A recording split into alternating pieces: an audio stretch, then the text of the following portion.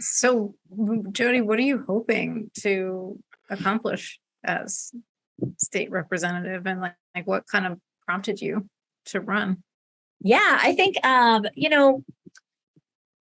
think at least the main things that are on my mind that I think are the ways that I can really make my own mark with 400 people, right? With 400 people in our 400 representatives. There can be a lot of Democrats, a lot of Republicans. You could, under the same banner that you're going to vote along on certain issues. So there are a lot of issues that I agree with. Of course, reproductive rights, like these kind of things that, okay, we understand that, okay, if I'm under the Democratic banner, this is what I'm running for. I think where I can really make my mark and the things that I'm willing to kind of step out on, obviously substance use disorder. That is a huge thing. Improvement of treatment. Right now we're looking at what would you call it? So in 2018, Medicaid expansion was voted on, extended for 5 years. So in 2023 is when Medicaid expansion is going to be renewed. We're going to need to vote for it to be renewed, and in what form that gets renewed, because there was a waiver involved so that we could do it a little differently than, the rest of the country or other states or whatever, which we're not the only ones who did that, but that waiver was approved. So all of these things depend on in 2023, how we're going to vote, who is in the House, who is in the Senate, and who is in the governor's seat, right? And when I was going around and doing my research on substance use disorder, the state of substance use disorder in New Hampshire, one of the things that I found was essentially our whole system, the hub and spoke model, and all of these treatment centers and community centers and things like that address substance use disorder are all based around Medicaid expansion. So Medicaid expansion allowed for these things to be implemented. So these things kind of intertwine in obviously, substance use disorder is going to be treated in that way, but it's interesting to see that that's going to be happening in 2023. So we're really going to have to put up a fight, especially with, the way that our legislature is very wishy-washy. So it goes back and forth between Republican and Democrat. You never know what's going to happen in New Hampshire. It's a purple state. So substance use disorder, that is one thing that I feel like I have some type of expertise that I can bring to the table.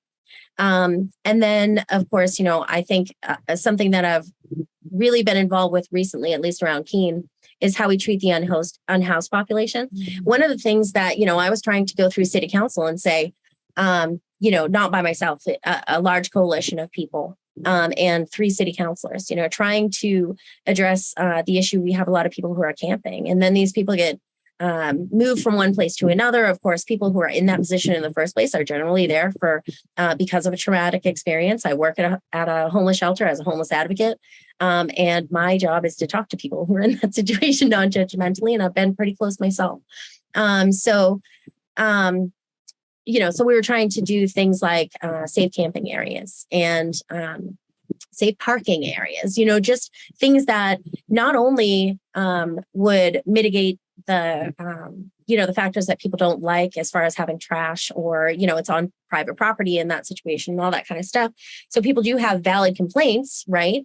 But how do we mitigate those factors to the community, and then also make sure that people are treated with respect and dignity, and that they are secure and safe and secure. So somebody comes into that situation generally based on a traumatic experience that they've had.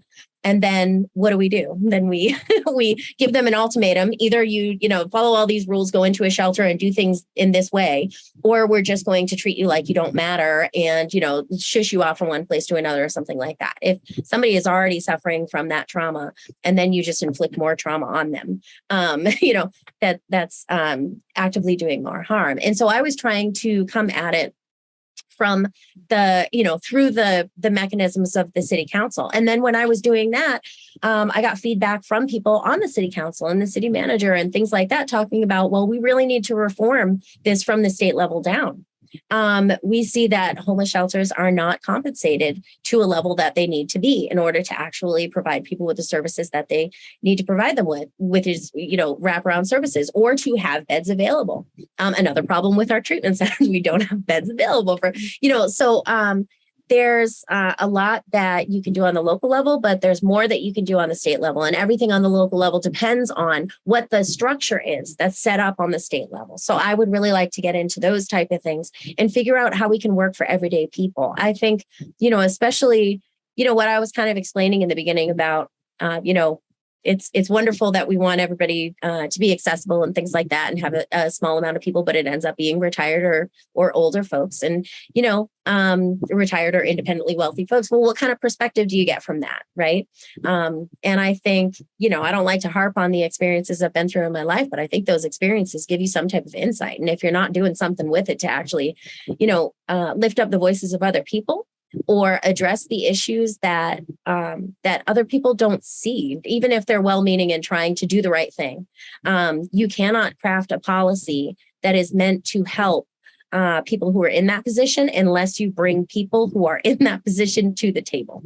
And so, not only myself, I don't think that my voice is the end all be all of all people who are in that, but I want to actually actively bring those people into the discussion and say, all right, when we're talking about this policy, is this helpful? You know what I mean? Or what is it that we can do that would actually address these concerns, or at least find out what the actual concerns on the ground are, where the bottlenecks are, and what's going wrong. And so that I can bring that to the state legislature and hopefully represent them well.